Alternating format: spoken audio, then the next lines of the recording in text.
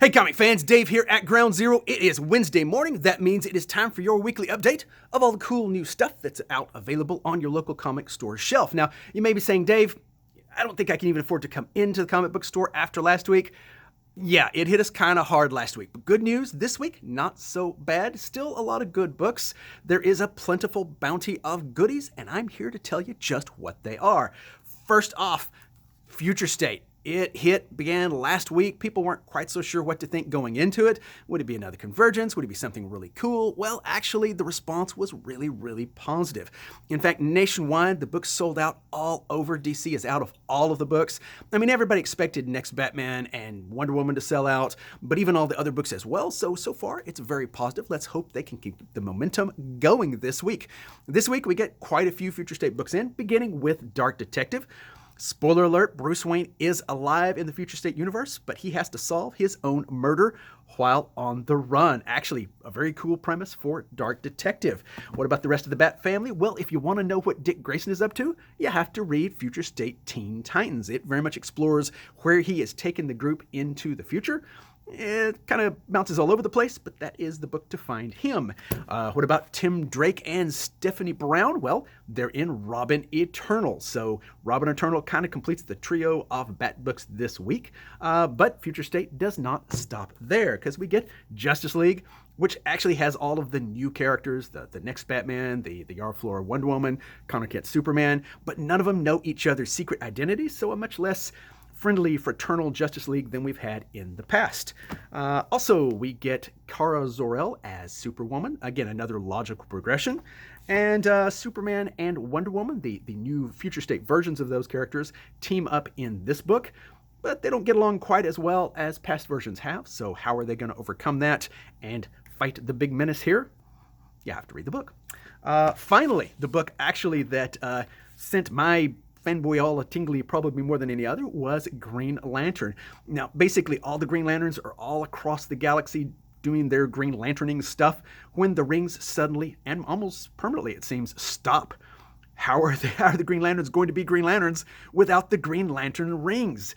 That's actually what you get in this book, but the big selling point for anybody my age, one word: Nort. Nort is in this book, and he is fiercer than ever.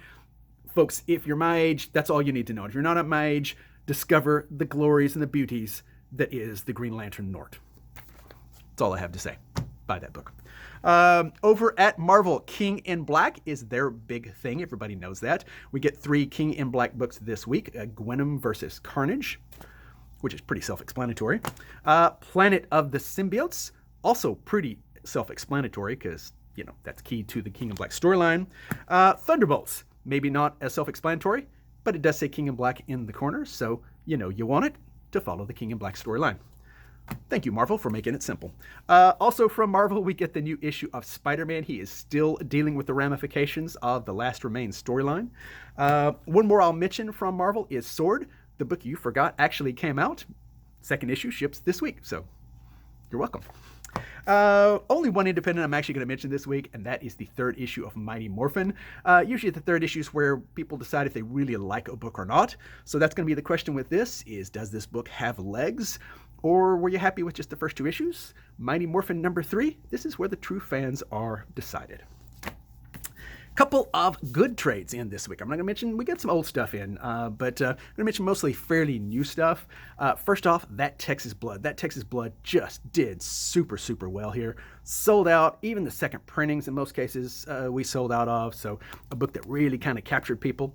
Definitely a good book, and not just because it takes place in Texas, just a good book all around. So if you didn't get this book in the first place, or if you didn't get any of the second printings or that kind of stuff, do buy this book. This actually is really good if you like this kind of thing.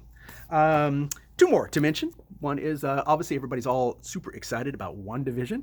Well, if you want to kind of know the history of these 2 characters, Marvel has provided a nice big thick tome with the history of Vision and the Scarlet Witch and their relationship. So I like the Vision and I like the Scarlet Witch. My wife likes the Vision and Scarlet Witch. You should too. So this would be the book to catch up.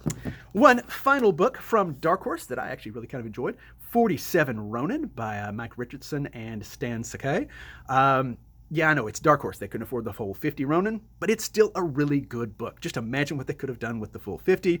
Either way, this is actually a pretty good tome to buy. Dark Horse needs your love. They're a really good company, and they keep putting out quality books that people sometimes miss, and now you get your chance. That's it. Actually, lots more stuff in this week, but you don't want me to ramble on and on, so you'll have to come into the comic shop to see all of the rest. Folks, it's East Texas. We got our snowfall out of the way for the decade, so now we don't have to worry about that. Wherever you are, guys, as always, it's not about having what you want, it's about wanting what you have. Have a great, fantastic day, everybody. We'll see you at the shop.